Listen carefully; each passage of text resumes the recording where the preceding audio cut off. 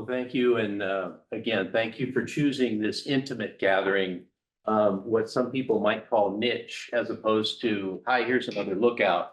But I'm going to start it off with, here's another lookout. But this is the most unique lookout California ever saw and ever will see again. And I think you'll start to see in the lookbook here why that is. In researching the history of the lookouts in the San Bernardino, having worked there, I thought I knew a lot about the lookouts because when you join up, you go look at lookouts. That's what we do. Come to find out, this one was a mile from where I grew up. How could that be? Because I didn't grow up in the mountains. I grew up in a suburb east of Los Angeles. Well, there's the mystery, and here's the story of why that is. This is a place called Red Hill. It's a suburban community east of Los Angeles, about an hour. It's about 200 foot higher than the surrounding area. Why would you put a lookout there? And especially in an area that was even in 1938 known to be a residential community. So you're the Forest Service. Let's unravel this mystery and let's talk architecture, sociology, and all those things. So why is it here? After the big burn in 1910, California woke up and said, you know, we have forests too, and we don't want that to happen here. A guy named Kurt Dubois in 1911 wrote the first organized, this is how we're going to do systematic fire protection in California, in Region 5 of the Forest Service. This is before there even was a state forestry entity in California. And then that was followed up later by a guy named Shao and a guy named Kotak, who were the leaders of Region 5 for the California region of the Forest Service. And they came up with essentially a Bible to say, this is how we're going to do all this in California. And like many parts of the country, the first thing they said is, let's not just, in the first, pre-1910, we just picked a high mountain and said, we see pretty well from there. So they did actual scientific, pretty empirical for the time, detection studies. They sent out sketching teams from the region in 1933 to each forest in California and said, forest supervisor, tell me which peaks are the highest peaks and you think, since this is your territory, would have the best view, and then we'll figure out if you're right or not. And they literally hand sketched visibility. This would be Red Hill here. Unfortunately, whoever got there before me put tape all over the maps because they were starting to crack. I really wish they hadn't done that. But as an archivist, that's a different problem. They hand sketched the visibility, the visible area of the Front Range that could be seen from each peak in the forest. And in the San Bernardino National Forest, that was about 50 peaks. And it takes them, I don't know how long it would take to do that, even if I knew what I was doing, but a long time. And this is 1938. They would hike to the spot or they would horseback to the spot, and using hand sketching tools, none of the neat stuff we have today to computer predict. And they decided, they came up with a list, and then they came up with a sorting mechanism with averaging what percent of the forest could be seen from each site. And at the end, a big conference was held in Berkeley at the Forest Lab, and they decided. But this is why Red Hill was so appealing to them, even though it's only a few hundred feet higher than the surrounding terrain. It is in the alluvial fan that has a wonderful view of the San Gabriel Mountains. Now, our mountains in California, the San Gabriels at least, are sharp, pointy mountains. They're not like a slow upcreep like the Sierra Nevadas are, with foothills and such. Essentially, you live here, boom, there's a big mountain right there. Mike, is this one of the Osborne series? Yes, this is an Osborne panoramic photo from the original Osborne developed panoramic camera.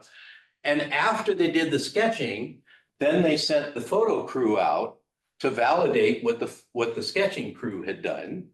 And this is one of the original shots from 1935, before the lookout was even constructed, when they were making that final decision.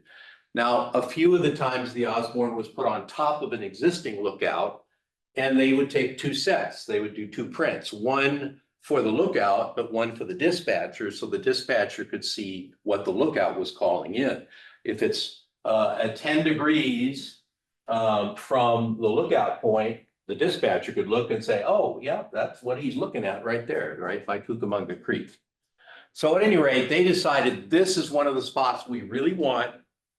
But there were challenges because, again, this is an area that even at that point had been decided it's next to a country club in the hills. And I say hills markedly because it's only 200 feet higher than the surrounding terrain. There's a country club there for palatial homes. Well, they got the site deeded to them as a gift, which was nice, but then they had other challenges. The deed said no livestock chickens, that's not a problem. It has to be Spanish or Mediterranean construction. Okay, no lookout yet has done that. Committee has to approve the plans. Oh, and here's a social component. Now, at the time, the Forest Service in Southern California, to our knowledge, didn't have many employees of color. So in all my research and all the people I've talked to, apparently this was accepted in the deed. Remember, this is 1935, 38. Civil Rights Act hadn't passed. It was a country club community, and country club back in those days, even in California, would have social components like this in a title. They let it ride. There's no evidence they tried to fight that. They said, we still want this site, and they went for the site. They got the deed, but then you have a challenge because how am I going, if I'm the forest architect, how do I design a structure to do what we know lookouts do? And they had, by then there were thousands of lookouts throughout even the West, but nothing like this. So Warren Duvall, the forest architect for the San Bernardino National Forest, aided by the architects at Region 5 in San Francisco, designed the most unique architecture for a lookout that anybody knows. When this was finally completed, the local newspaper said even a forest ranger who is a veteran of the Forest Service would not recognize this as a lookout. They would think it was a Moorish castle or a lighthouse. Constructed right back at this time period, a lookout, a normal L4 lookout on a mountain without building the road was about $1,500 in labor and materials. And usually it's a CCC to do it for free. However, this was about, by the time they finished, over $6,000. Now, doesn't sound like much to us. That was a big deal back then, especially when your budget is only so much for so many lookouts. There were probably lookouts that didn't get built because this one was built because of what it cost. So essentially you have a 3-story plan with the first story being a garage and storeroom, the second story being living quarters, essentially for one person or a couple, with essentially a great room and a kitchen and a bathroom. And then the third floor was the actual cupola where the observation platform was. By the time they finished, this is what it looked like. And I'll give you a spoiler, it's still there today. We'll talk about that at the end in a minute, and I'm going to rattle right along here to keep us on time. So you have your storage and garage area down here, living quarters, and the observation area. They were nice because they left all the windows able to be opened, unlike some of them, they had opened wide. And a nice sea breeze in the evening usually comes through in Southern California when we're not having Santa Anas. And you can see the front range there. Even then, it was kind of hazy. The detection crew that did the visibility study said, it's a little hazy here, but it's hazy in Southern California just with moisture from the sea breeze. It's not always pollution, but pollution will come back to bite us at the end. The lookout opened in 1938. It was renamed shortly after Manker Lookout for the local fire chief who helped secure the deed to give to the Forest Service. He passed, and in his passing, they renamed the lookout for him. So it could be named Red Hill or Manker, depending. But look at the quality and the detailing that you wouldn't normally find on a lookout, hence $6,000 just for the construction. And just the glasswork alone probably cost them a great deal.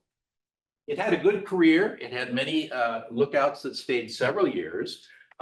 There's a lot of record in the local newspapers of them calling in fires, so we know it was effective. We know they had a great view also of the valley. They called in fires down in the San Gabriel Valley that back then, because it wasn't as developed, nobody would have called in, at least not as quickly. So it did good deeds. In World War II, it was an air observation platform, as many of the lookouts were for the Air Warning Service, looking for enemy aircraft. Apparently, a deputy sheriff was assigned there to help the lookout, look for planes. Back then, we thought we'd be attacked, and there's a whole, that's another story in and of itself. But here was the nemesis. They'd gone to all this trouble and all this expense and all this development and smog in Southern California in the next 10 and 20 years because of the industrialization, because of the population, because of the cars mostly. And this is in the area of a major steel plant, by the way, Kaiser Steel in Fontana, the foundry there. Smog got so bad, you can see, and this is an actual photo from that time period in the 40s and 50s. When I grew up in the 50s and early 60s, a mile from that lookout, you saw how the Front Range juts up so abruptly, and it's very clear there's a mountain range there. I lived about 5 miles from that mountain range, and there were days that I could see no mountain. That's how bad it was. You could chew the air, used to be what we said. So in 47, in the post-war days, the Forest Service was really short on money. And so they embargoed the lookout and said, we're not going to staff this one because the visibility is getting so bad. That was the end. They decided never to staff it again, 1947. It was used for housing, it was used for storage, it was used for other things for many years. Finally, by 59, it was an eyesore in the neighborhood, and the Forest Service decided they were going to auction it off. And it was auctioned for, in 1960, the high bid was $3,876. That's $41,000 today. It's a steal either way in that community, because you also got the land, even though it's a very small piece of land in that type of community with very large houses. Initially, the lady that bought it wasn't quite sure what she was going to do with it. She was going to put a nursery or a daycare or something in there. She didn't want to live there because it's very small. It's 20 by 20 living space. You can't put many people in there. Finally, Andre and Jerry Mahoney, who are local artists and sculptors, decided we'll rent it and see how this goes. And eventually they bought it. They took the Osborne and everything had already been taken out of the cupola. They used that as an art studio, great view of the mountains and such, great adaptive reuse before we even had the word. He did his sculpting down below. And the only rub to them living there was no space. It's 20 by 20. They had 3 kids eventually. And she's quoted in the local newspaper as saying, it's a beautiful house and it's a wonderful artsy place to be. We love being on top of the hill. Artists have a little ego and we like being on top of things, but it's wall-to-wall beds with 3 kids running around in a very small place. Although apparently the kids really liked being upstairs in the cupola. That was their playroom for a while. So it had a very short and unusual career. It's unique in so many ways. But it did, the site did validate the methodology of the fire detection studies. Indeed, they thought it would be a good spot to spot fires from. And while you could still see fire or smoke because of the, there was no smog yet, it worked really well. So that validated. It did require a very extraordinary design, and I have the blueprints for PDF copies of the blueprints were found in the archives. But the demise was visible air pollution, and yet that might have been foreseeable. I think they probably knew that, but they decided to take the risk because even in Explorer Juan Cabrillo's log, when he discovered California, depending on, I put that in quotes, depending on who you want to say discovered California, this day they saw on land great smokes. It's not always smoke from fire. California always has that ocean haze there very frequently. It's not always pollution. So maybe, but it was a successful adaptive reuse. The Mahonies added more ground floor space to the house eventually. By then the kids were older, so it probably was a little too late, but the family still holds the house to this day. There are no tours. They're tired of people knocking on the door saying, can we see your lookout? But they use it as a studio and it's very effective for them. It never received historical protection. This was at a time when the Forest Service thought it was just excess property. Now, as the historian, I would look at that and say, didn't anybody think to try to preserve it or protect it somehow? And yet, pros and cons, because it wasn't, the family was able to live there, add on to it, where you can still see vested, the initial core of the structure is still there. So maybe it was better protected this way than it might have been had it been protected in the way we protect some historical structures today. So that's a very short lookbook at California's most unique lookout. Most of the rest look like all the lookouts you've seen, but this one was special and it's still there today, serving the community in a different way. Thank you very much.